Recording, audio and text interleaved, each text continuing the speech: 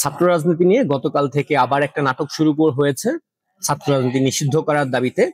তো এই ব্যাপারটার সঙ্গে জুলাই আন্দোলনের একটা খুব চমৎকার মিল আছে। জুলাই আন্দোলনে যখন জামাত হিজবুত মানে এই যে লুঙ্গির নিচে থাকা যে বাহিনী, এই বাহিনী কোথাও মানে ঘুণাক্ষরেও মানুষকে বুঝতে দেয় নাই যে এই আন্দোলনটার পেছনে পুরো মেটিকুলাস প্ল্যানটা জামাত এবং শিবিরের করা।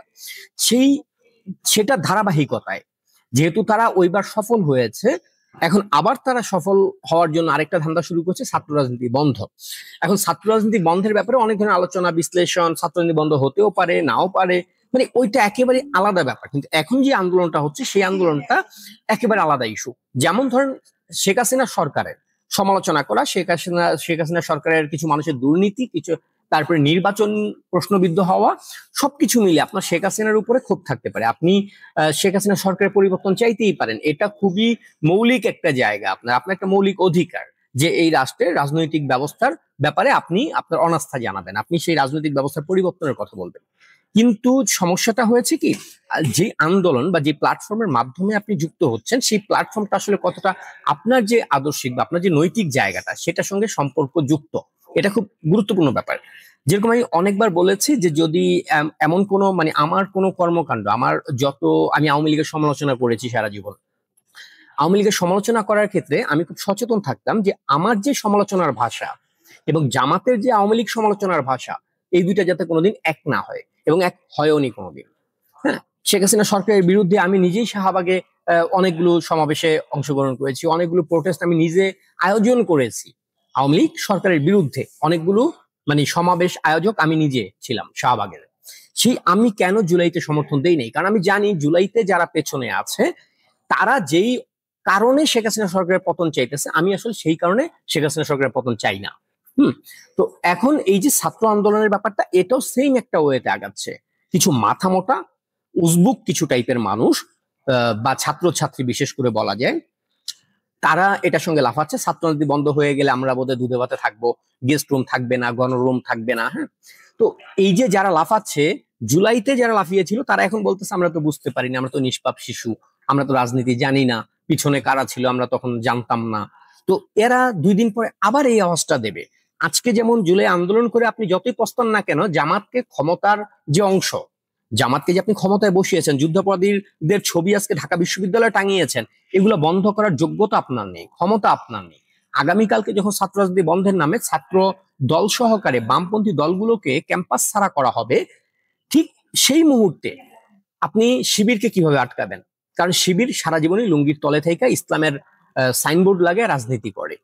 এই জায়গাটা একটা ব্যাপার আপনাদের মাথায় রাখেন, আমি সুনির্দিষ্টভাবে বলছি। আজকে ছাত্র রাজনীতি বন্ধ হবে, শিবির আমরা ছাত্র রাজনীতি করতে আসছি এই কথা বলে জীবনে কোনদিন রাজনীতি করে না শিবির। শিবির রাজনীতি করবে হচ্ছে ধর্মের বয়ান দিয়া। তারা ধরেন ঢাকা বিশ্ববিদ্যালয় ক্যাম্পাসের মসজিদের মধ্যে 50 জন মিলে মিটিং করতেছে শিবিরের পরিকল্পনা নিয়ে। আপনি প্রশ্ন তুলবেন, বলবে আমরা তো এখানে ইসলামী আলোচনা করতেছিলাম, আমরা এখানে ধর্ম নিয়ে আলোচনা করতেছিলাম, আমাদেরকে প্রশাসন বাধা দিচ্ছে। শিবিরের এই যে ধর্ম ব্যবসাটা, আপনার এটা বন্ধ করার ক্ষমতা আছে? আপনি ঢাকা বিশ্ববিদ্যালয়ের ছাত্র বা ছাত্রী, আপনি বুকে হাত দিয়া বলেন তো, কালকে শিবির ধর্মীয় আলোচনার নাম দিয়ে তারা যখন সাংগঠনিক মিটিং করবে, আপনার কলিজায় জোর আছে যে ওই মিটিং বন্ধ করাবেন? আপনাকে ধর্ম অনুভূতিতে আঘাতের দায় দিয়ে মানে পুরো ক্যাম্পাসে নাঙ্গা করে ঘোরানো হবে এবং বাঙালি সেটা সমর্থন দেবে।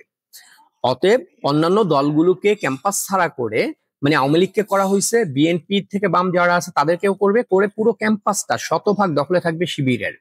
কালকে যারা রোকেয়া হল বা বিভিন্ন হল থেকে বেরিয়ে আসে, সেই নারীদের বা সেই মেয়েদের পোশাকগুলো আপনারা খেয়াল করেন, নেতৃত্বে যারা ছিল তাদের পোশাকগুলো খেয়াল করেন, তাদের কথা বলার স্টাইলটা খেয়াল করেন, তাহলে বুঝে যাবেন এরা কারা। ছাত্রী সংস্থার সঙ্গে যারা লাফাচ্ছেন, কালকে তারা কপাল থাপড়াবেন। এই যে মেঘমল্লার বসু টসু 3 টাকার ফকিন্নি গুলো, এগুলো যে এখন রাস্তায় রাস্তায় মার খাচ্ছে, এক এক জায়গায় যায় চিল্লাচ্ছে, ওদেরকে কেউ বাল দিয়েও গোনে? এই যে সাকি ফাকি যেগুলো আছে এগুলো কেউ গোনে? ওরা শুধু আজীবন মৌলবাদীদের বিনা পয়সায় কামলা দিয়ে যাবে, দালাল হিসেবে ভাড়াটে দালাল এগুলা। আপনারা ভাড়াটে দালালটা হয়েন না। এই যে শিবিরের সঙ্গে লাফাচ্ছেন এখন ছাত্র রাজনীতি বন্ধের জন্য, শিবিরকে আটকাবেন কিভাবে?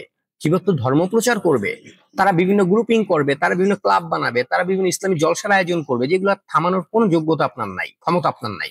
কিন্তু আপনি পুরো ক্যাম্পাসটাকে প্রগতিশীল রাজনীতি মুক্ত করতেছেন এই শিবিরের পাল্লায় পড়ে।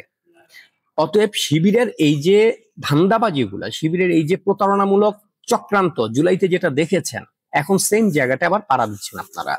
তো আপনারা দেখেছেন যে তিতুমির কলেজের একজন ছাত্র, যে হচ্ছে গিয়ে প্রথমে খুব আন্দোলন করেছিল, যে সে ছাত্র ক্যাম্পাসে ছাত্র রাজনীতি চায় না, ছাত্র রাজনীতির বিরুদ্ধে সে আন্দোলন করেছে এর আগে।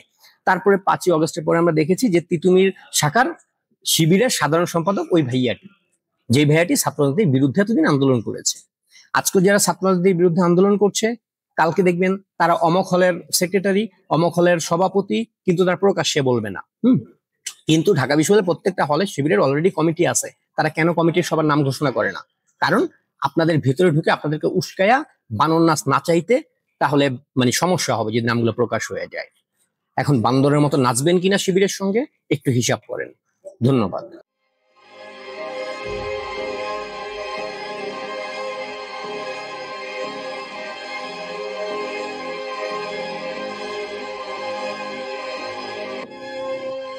Thank you.